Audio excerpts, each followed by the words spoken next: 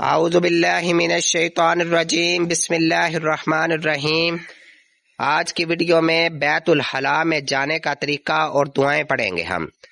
بیت الخلاء میں جانے سے پہلے یہ دعا پڑھ لیں گے، اللہم انی اعوذ بک من الخبث والخبائث، اور الٹا پاؤں اندر رکھ کر بیت الخلاء میں داخل ہوں گے۔ حاجت پوری کرنے کے بعد جب باہر نکلیں گے تو سیدھا پاؤں باہر رکھ کر غفران کا دعا پڑھیں گے۔